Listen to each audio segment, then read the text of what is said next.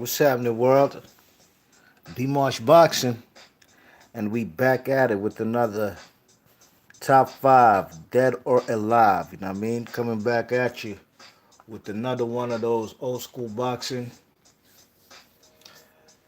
videos. Been a while since I've done one of these. You know what I mean?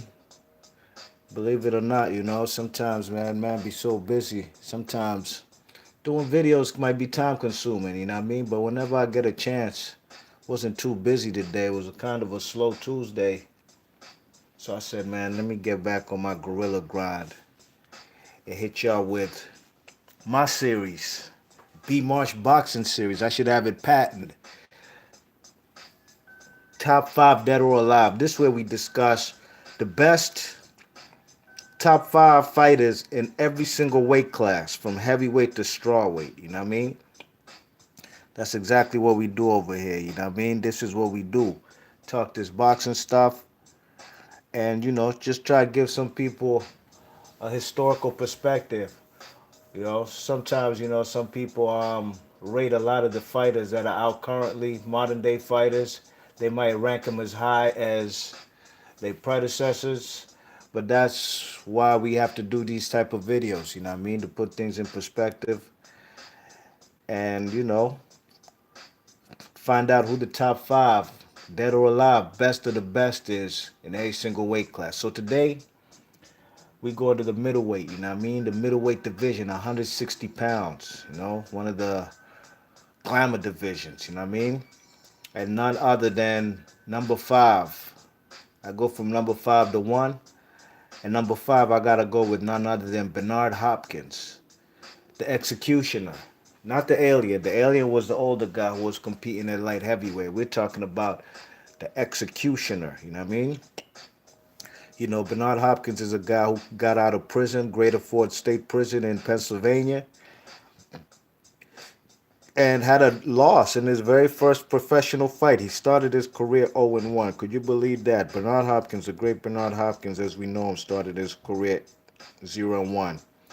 It's all good. That didn't hold the guy back. He just came from prison. I mean, what's one loss when you just spent 4 years in the Bing? You know what I mean? Now, Bernard Hopkins works himself way up to the rankings, and he's in position to fight Roy Jones Jr. on May 22nd, 1993, right here in Washington, D.C., at RFK Stadium, where the Redskins used to reign terror on the NFL back in the 80s, you know what I mean? Um, RFK Stadium over there in Southeast, basically close to Southeast and Northeast. It's kind of on the borderline, on what do you call it, East Capitol, you know what I mean? So Bernard Hopkins and Roy Jones Jr. fight for the vacant IBF middleweight title. I remember that fight. I watched it well back in 1993. It was on what's that guy? It was on Riddick Bowe versus Jesse Ferguson undercard. You know what I mean? Yes, indeed. That's where the fight was at in RFK Stadium, and the vacant title was left behind by what's his name? Um, James Toney. When James Toney vacated the strap at middleweight that he had beat what's his name for? Michael Nunn. What's his name? James Toney went up to super middleweight, and this title was vacant, and that's how Roy Jones and Bernard Hopkins, two great fighters, future Hall of Famers, and just two great fighters of their generation. They fought for that vacant title. A very good fight, competitive fight. Roy Jones comes out the victor. Okay, so now Bernard Hopkins is 22-2, I believe, at the time. You know what I mean? He has two losses because he's lost his first professional bout, and now he's lost to Roy Jones. No question about it. Bernard Hopkins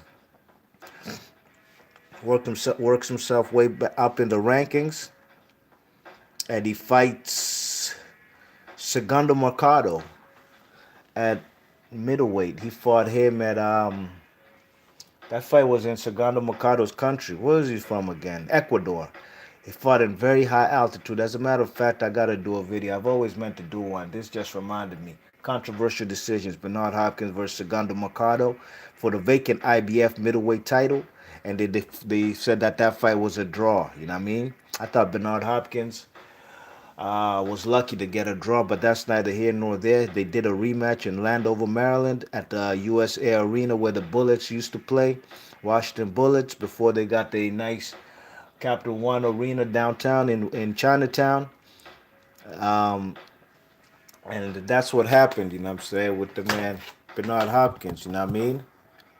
Bernard Hopkins got himself a rematch with the man um, Segundo Mercado, and he handled his business, you know what I mean? He handled his business in the rematch, and he actually stopped Segundo Mercado in the U.S. Air Arena to become, finally, in 1995, he finally became a world champion. Now, with Bernard Hopkins, when he became a world champion, man, this guy had 20 title defenses. You know what I mean? He beat the undefeated Joe Lipsy, knocked him out in 4 rounds. He beat guys like Glenn Johnson. Glenn Johnson, when Glenn Johnson had hair, the Road Warrior, Yardman. You know what I'm saying? He beat fellas like Andrew Council. You know what I mean? Simon Brown, former welterweight and lineal welterweight champion, unified, and former IBF no, sorry, WBC, like, what do you call it? Like middleweight champion, you know what I mean? He beat guys like John David Jackson, he jumped out the ring on Robert Allen, you know what I'm saying? When he said he got pushed out the ring, so that fight got declared a no contest. They did the rematch. He stopped him in like 5 or 6 rounds, you know what I mean? Or maybe 7. He fought Antoine Eccles. He fought a whole bunch of people, you know what I mean? He fought Keith Holmes. And that's when he finally unified. He finally unified versus Keith Holmes from Washington, D.C. And, he gave him that work, you know what I mean? And then he unified again with Felix Trinidad, this fight that you see right here on your screen. Now the man B-Hop is undisputed, you know what I mean? He had his IBF for many years. From 1995 till 2001, he finally unified with Keith Holmes in that middleweight tournament by Don King on HBO. He got Felix Trinidad. He beat Felix Trinidad, you know what I'm saying? Stopped him in the 12th round. And then he had a bunch of title defenses. The man got 3 belts, you know what I mean? Got to fulfill mandatories, you know what I'm saying? He even stopped De La Hoya, knocked him out in the 9th round with that very vicious left hook to the body, you know what I mean? To win the WBO title. So he's the first man in modern day boxing, or in boxing period, to ever achieve all 4 world titles. You didn't even need the WBO title at those times to become undisputed. He had already been undisputed by 2001 when he beat Felix Trinidad. So by 2004, when he fought Oscar De La Hoya, he'd been undisputed for 3 years. Fought Howard Eastman, but then his bad luck came when he fought the man Jermaine Taylor. That's neither here nor there. That's also for another video we gotta do, man. Controversial decisions, both fights. You know what I'm saying? So that's where his middleweight run ends. You know what I mean? I'm not gonna go further than that. I'm not gonna go into the Tarver fights. You know what I'm saying? The Tarver fight and stuff like that. Winky Wright, you know what I mean? Because now Bernard Hopkins is out the middleweight division. So he had a great career. A lot of people would say he fought a lot of guys who were smaller than him, like Simon Brown, John David Jackson, a lot of guys who are light middleweights, you know what I mean? Junior middleweights. You know what I'm saying? But 20 title defenses, you gotta give him props, you know what I mean? You gotta give him props. And he did it the hard way. First and foremost, he went to Ecuador to try to get himself a world title. You know what I'm saying? So don't get no harder than that in that high altitude. So congratulations, we got Bernard Hopkins at number 5. Top 5, dead or alive. You heard? Yes, indeed. 4, top 5, dead or alive. We got a gentleman by the name of Carlos Monzon. You know what I mean? I've heard some people say he's the greatest middleweight of all time. I'm not too sure about that. That's why I do have him at number 4. Now some may say be March Boxing, this joint is kind of opinionated.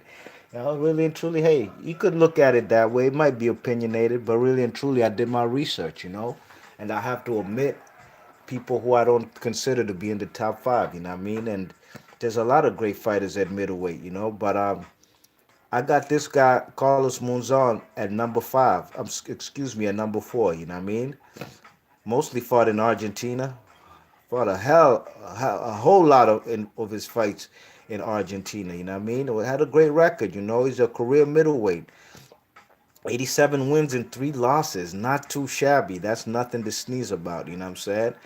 Like I said, strictly fought at middleweight. You know what I mean? But like I said, most of his fights were in Argentina up until he stepped up to fight Nino Benevenuti over there in Italy in I believe 1970 to win the lineal, the ring, and the WBC and the WBA middleweight titles. Okay, now this guy had a long reign, man. I'm talking about like 1970 till 77. You know what I mean? When he finally retired, you know, continued fighting. In his home country of Argentina. You know, he beat Nino Benevenuti in a rematch. He fought ML Griffin as well, you know what I mean? Former junior middleweight champion as well, and a welterweight, you know. ML Griffin, man, despite his lifestyle and his orientation, whatever he's into, he was a great fighter, you know what I mean? He was a great fighter, you know. The man Carlos Monzon beat Denny Moyer, the Moyer brothers from Oregon. You know what I'm saying? One of them was a world champion, maybe both of them. Can't quite remember which one. They're in a bad state in their life, man. They're on some Wilfred Benitez, you know. Like, I don't want to call them vegetables, but they can't fend for themselves. You know what I mean? They took some beatings, you know. Yeah, you know, he fought with Benny Briscoe, you know what I mean? Tough Benny Briscoe, middleweight contender of the 70s from the Philadelphia circuit, you know what I mean? He beat him on points, you know.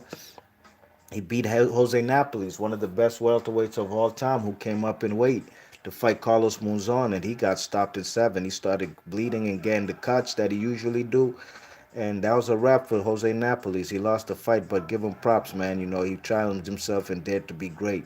You know what I'm saying? So Carlos Monzon, you know, the fight that we all wanted to see was against a guy by the name of Rodrigo Valdez. You know what I'm saying?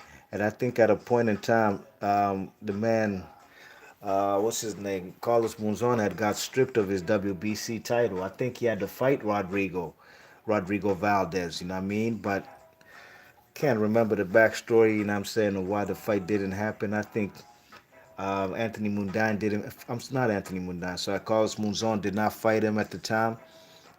He got stripped of the title, and Rodrigo Valdez, he became himself a world champion with the WBC title. You know what I mean? And they eventually did fight. You know what I'm saying? Carlos Monzon and the man Rodrigo Valdez. They fought twice. Those were the man Carlos Monzon's last 2 fights, and he beat them both. You know what I mean? He unified his titles again. You know what I'm saying? So he's like a two-time champion. You know what I'm saying? You check it. So props to Carlos Monzon. Got himself back his WBC title, and then he gave him a rematch, and he beat him again, and he called it a wrap. It's a wrap, man. He got up out the game. You know what I'm saying? Not 83 wins, 87 wins, 3 losses, 9 draws. The great Carlos Monzon, as you see him there on your TV screen. You know what I mean, or your computer screen, or your phone, or your tablet, however you may be viewing this video. You know what I'm saying? Carlos Monzon was a tough fighter. You know what I mean? Argentine. But you know, before I end on Carlos Monzon, you know, Carlos Monzon, it's funny when people talk about him, they never bring up his past, you know what I mean? They never bring up his past. To me, he's in the same category as people as what's that guy, undefeated fighter from Venezuela, man had a tattoo of Hugo Chavez on his chest. What's his name? Man was undefeated, man. Edwin Valero, you know what I mean? You know, these guys are habitual woman beaters to the point where they even kill their women, okay? But whenever we talk about, or you hear anybody talk about Edwin Valero and Carlos Monzon, all you hear is how much of a great fighter he is, right? But when a man like Floyd Mayweather, who is a great fighter, same levels as Carlos Monzon, same levels as, even greater than Edwin Valero, you know what I mean? Let's just keep it real. Whenever they talk about guys like um, Floyd Mayweather. They always they try to detract from his greatness. They like to call him a woman beater all this type of stuff. You know, look, that may be true and maybe not, but I just think it's not a coincidence, you know what I'm saying, that they like to go in on the man Floyd, you know what I'm saying? They like to go in on Floyd, but like I said, when it comes to these other fighters, all they talk about is how great they are. But when it comes to Floyd, people ain't gonna talk how great he is first. I expect the haters especially, you know. But they're gonna talk about him being abusive to women. Look at a guy like what's the guy's name? Even Chico Corrales. They talk about Chico Corrales in high regard. Oh, that great fight with Jose Luis Castillo, this, that, and the third. But they forget the man also had domestic battery issues, you know what I mean? So that's just one thing I had to mention, you know. You know, Carlos Monzon's the type of guy who killed his woman, you know what I mean? Real talk, man, strangled his woman, you know what I'm saying? You check it, he was very popular, you know, in the 70s, you know what I mean? Was had I think his wife was an actress or something or a model, you know what I mean? You know what I'm saying? The man got into an argument with his woman. He strangled her, picked her up, and pushed off the second floor balcony, killing her. You know what I'm saying? Well, I mean, look, that's Carlos Monzon, man. So if you want to talk to me about Carlos Monzon, we could always talk about Carlos Monzon. But this is just for people who don't put things in perspective and like to bash particularly black fighters. It's funny, Edwin Valero and Carlos Monzon, they're from South America. They're not black, but they do get a lot of praise despite being, dare I say, terrible human beings. But that's neither here nor there. We're talking boxing, but that's just one thing I want boxing heads to consider before you start talking bad about any other great fighters and praise other great fighters who have even worse transgressions. You know what I mean? Yeah, so that's where we at with that. Okay, third on the list for top five dead or alive. I got this guy was very hard to rank. You know what I mean? Very hard to rank just off the strength he's a old timer. You know what I'm saying? You know the guy's an old timer from the old days. You know what I mean? And we're talking about none other than Harry Greb. You know, not too much footage on Harry Greb. I tried to find the best that I could. You know what I'm saying? But what we do know about Harry Greb, he was a tough dude, and winning was his MO. You know what I mean? Had a great career. You know, Harry Greb beat almost everybody whom he faced. You know what I mean? And you know, this guy was a tough champion. You know what I mean? You know what I'm saying? Harry Greb, you know, the first man and the only man to ever beat the great Gene Tunney. You know what I'm saying? You know, Harry Greb has wins over guys like Tommy Lauren, great light heavyweight champion. You know what I'm saying? Mickey Walker, who was a great welterweight champion. You know what I'm saying? You know, he does have some losses, sure, but you know, like I said, this guy's difficult to rate because he's an old time fighter. There's not too much footage of him. You know, I've just read about Harry Greb, you know what I'm saying? I know he's a great fighter, you know what I mean? From Pittsburgh, Pennsylvania, you know. Career record of 107 wins and 8 losses and only 3 draws, you know what I mean? Been knocked out twice in his 2 losses, but we just got to put the man Harry Greb up there. I'm not going to discriminate just because I've never seen a guy fight, you know what I mean? Before Bernard Hopkins, um, Carlos Monzon, and all other great welterweights after him, there was Harry Greb at one point in time. Some might even rate him as the greatest middleweight of all time. I'm not going to go that far as my ranking for top five dead or alive, and it's no bias thing. But I just, you know, haven't seen much footage of the guy. You know what I mean?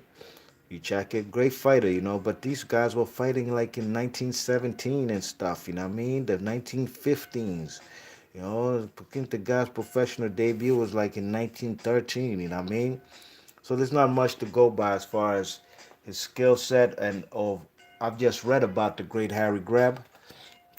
Seen some footage here and there, but not enough to gauge and see how great he was as far as whether I should rank him in the top five dead or alive or not. But to me, he definitely makes the cut. You know what I'm saying? So big ups to Harry Greb from Pittsburgh, Pennsylvania. You know what I'm saying? Number two, top five dead or alive is one of my favorite fighters of all time. You know what I mean? One of the greatest fighters, the kind of guys who put me into boxing. You know what I mean? Real talk. The first fight I've ever seen in my life, I can recall as a kid, was watching a bald-headed guy facing a tall guy with the yellow trunks, and I was rooting for the guy with the yellow trunks. I got to find out who these guys were when I was a little kid. It was none other than the fight in 1985 in April, the war. Marvin Hagler versus Tommy the Hitman Hearns. You know what I mean? Great fight. You know, that's what put me on the boxing, and ever since then, I was on it. You know what I mean? I knew guys like Hagler and Hearns and Ray Leonard and Hector Macho Camacho before I even knew who Mike Tyson was. That's how far I go back with boxing. You know what I mean? You check it. So none other than Marvin Marvelous Hagler or Marvelous Marvin Hagler. You know, the man literally changed his name to become Marvin Hagler. You know, Marvelous Marvin Hagler. You know what I'm saying? But Hagler's that dude, man. You know, Marvin Hagler worked hard to be in position that he finally ended up being a star in the 80s. The greatest era to me in boxing ever of all time, to me, is the 80s. You could probably say the whole decade. I say from 1980, the whole decade, man. That was the best era of boxing of all time. 80 to 85 was, man, do you know how many great fighters graced the ring between 1980 and 85? From Hector Camacho, Edwin Rosario, to Roberto Duran, to Larry Holmes, to Marvin Hagler, Tommy Hearns, Wilfredo Gomez, Wilfred Benitez, Mike McCallum, um, Michael Spinks. Jesus Christ, man. Dwight Muhammad Cowie. The 80s, man. That's where it was at. You know what I mean? You know what I'm saying? I was born in the early 80s, man. But the 80s was where it was at, man. Great fighters in that era, you know what I mean? And Marvin Hagler, I wasn't rooting for him that night when I first saw the war. But I rooted for this guy ever since after, and Tommy Hearns. There was no fight that I did not root for them guys, you know what I mean?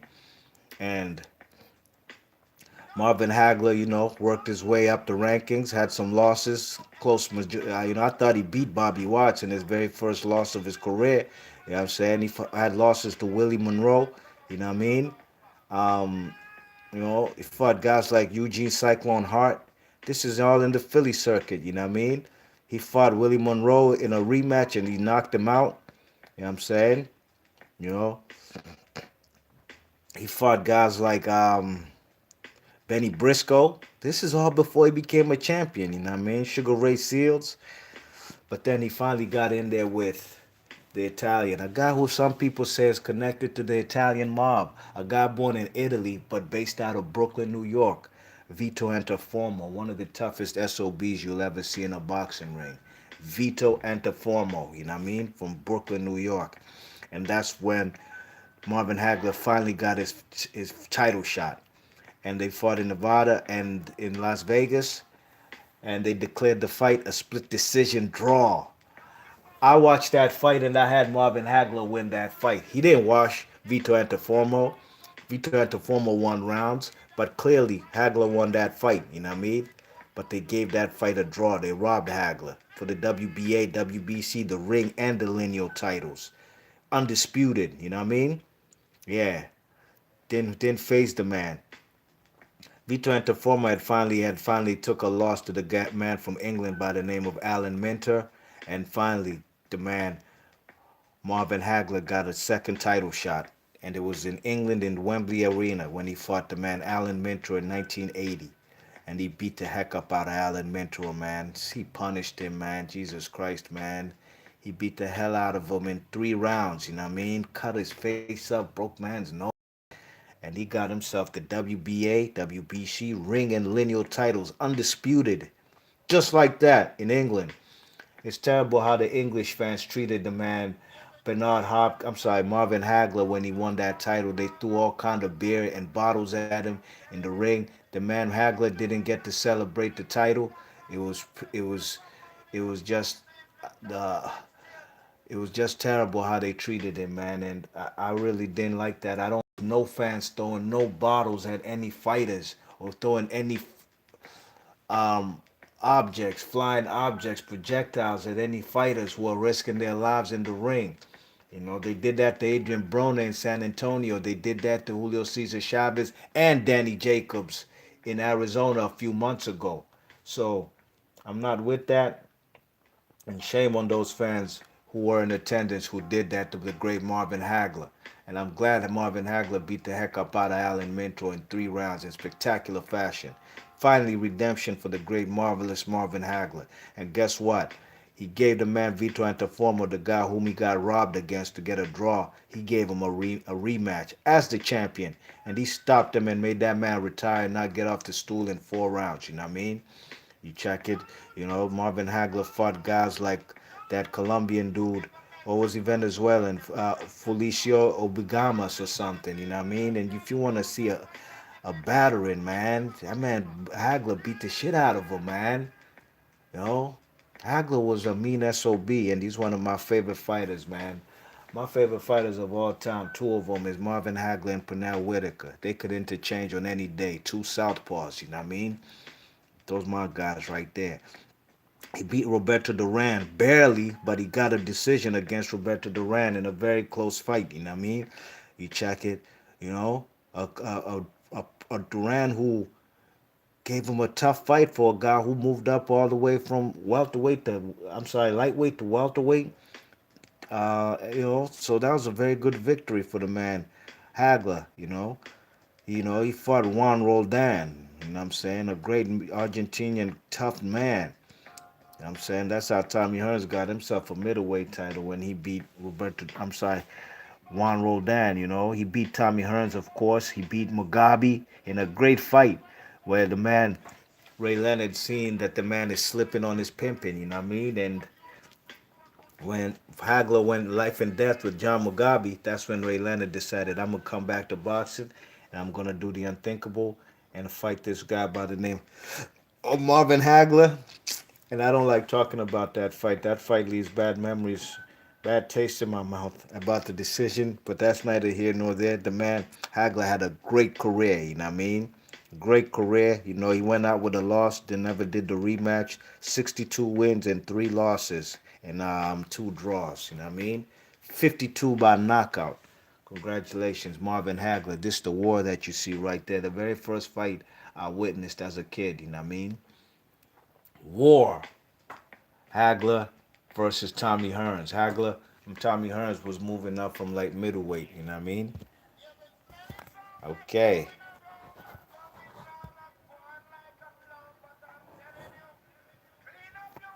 Let's take it to that was my number two top five dead or alive. You already know if you're a boxing guy, you should know who number one is. If you know boxing, you should know who number one is. Man, I'm a fan of Hagler. I was tempted to put him at number one, but how could I, man? How could I when there's a guy by the name of Sugar Ray Robinson, the GOAT? You know, I consider him the GOAT. I do. I mean, look, I like a lot of fighters, you know what I mean? And I think Sugar Ray Robinson is most definitely the GOAT because of his technique. And this film, I've seen a lot of film. I rate a lot of guys like Henry Armstrong, top five dead or alive. Sam Langford, you know what I mean? These are great fighters, you know what I'm saying?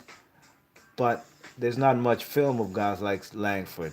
But I do have film of this guy by the name of Ray Robinson, and I've seen plenty of his fights. And I was hearing of the name of Ray Robinson, Sugar Ray Robinson, before I'd even seen any fight of his, you know what I mean? Ray Robinson was a great fighter, you know what I'm saying? You know, arguably his best weight class was was welterweight. He reigned in the 40s at welterweight. Had a strong career in the 40s as a welterweight. The 50s was all his middleweight status. You know what I mean?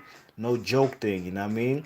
He fought great fighters at welterweight, but we're talking about middleweights. You know what I mean? We talking about who he beat at middleweight.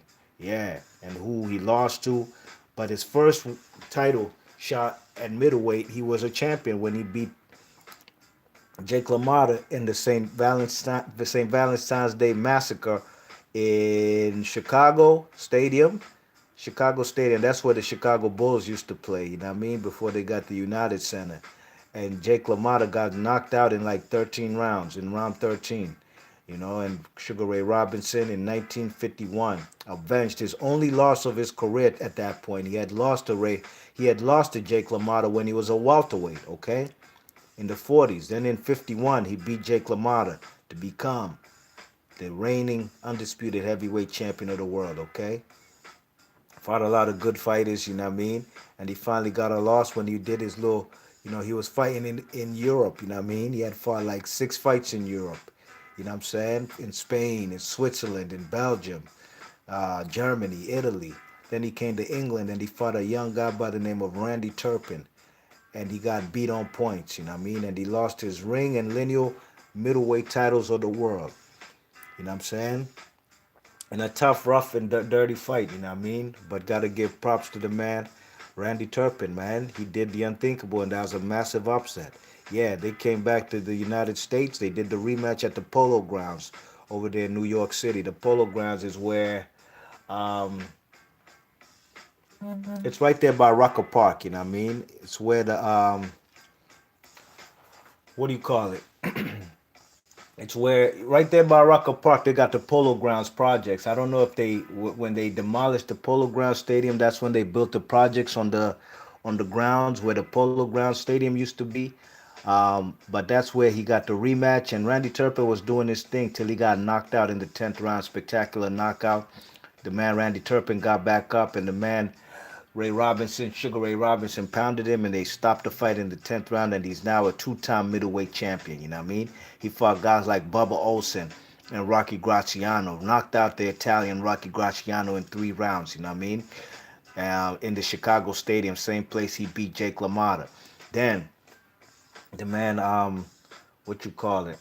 Um, he finally lost again, but this time he went up to light heavyweight, and he lost to the man Joey Maxim, a fight he was winning, but exhaustion and dehydration and heat was the reason he lost. A fight he was winning, but that's neither here nor there. That's just him being great. He could have become a light heavyweight champion, but he lost the fight. But we talking about middleweight, you know what I mean? Still the middleweight champion. He didn't lose his title.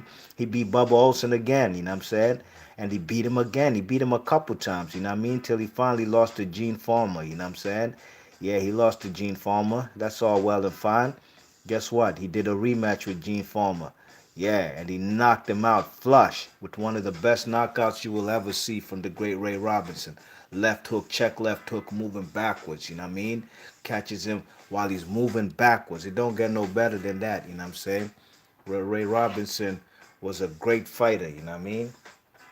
Ray Robinson is now a 3-time middleweight champion of the world when he regains his title with a vicious left hook that he destroys the man Gene Farmer with, you know what I mean?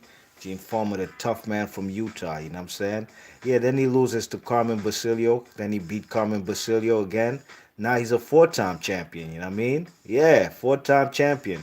But then he finally loses his world title in a split decision. An old faded 1960s Ray Robinson, you know what I mean? He lost to a man from Boston by the name of Paul Pender, you know what I mean? It was a big victory for Paul Pender. And Ray Robinson did the rematch, and he also lost again, like he did in the first fight by split decision, you know what I mean? And he lost to guys like Gene Farmer again, and he had a draw with them, and he never ever achieved a world title after that. But he's a 4-time welterweight champion. I'm sorry, middleweight champion of the world. We got to put Ray Robinson, the GOAT, as the number one middleweight of all time. And this wasn't even the man's best division at his peak. He was a better welterweight, you know what I mean? But the man's just great like that, you know what I'm saying? Props to the man, Ray Robinson. He makes my number one on top five, dead or alive. You know what I'm saying? Sugar Ray Robinson. Like I said, man, this particular list wasn't that hard, like the super middleweight one I did, and it wasn't that hard.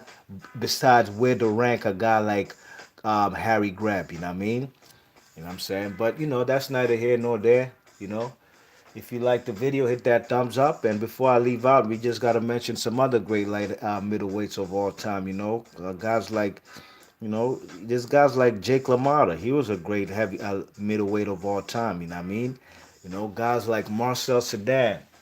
Marcel Sedan was a guy from, I think, Algeria, but based in France. You know what I mean? Great fighter, man. If you don't know these guys, I don't have much time. Just go ahead and do some Google homework on these guys.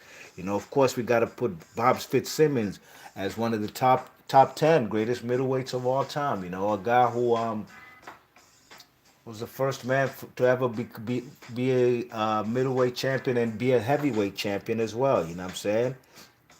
You know, so there's been a lot of great fighters at middleweight. You know what I'm saying? Freddie Steele, you check it. These are guys. I think he was from out there like Oregon or something. You know what I mean? So Stanley Ketchel. You know what I'm saying? I can't forget about him. Philadelphia Jack O'Brien. Been some great middleweights of all time, but we're gonna leave it right there, man. I gave y'all um, top five dead or alive. B March Boxing. Leave your thoughts and comments and let me know what you guys think about this list. Top five dead or alive. B March Boxing. That's my video and I'm gone. Peace. And check out my playlist. I'll have a playlist of every single weight class from heavyweight to where we at right now, middleweight. I do top five dead or alive and I'm gone. Peace.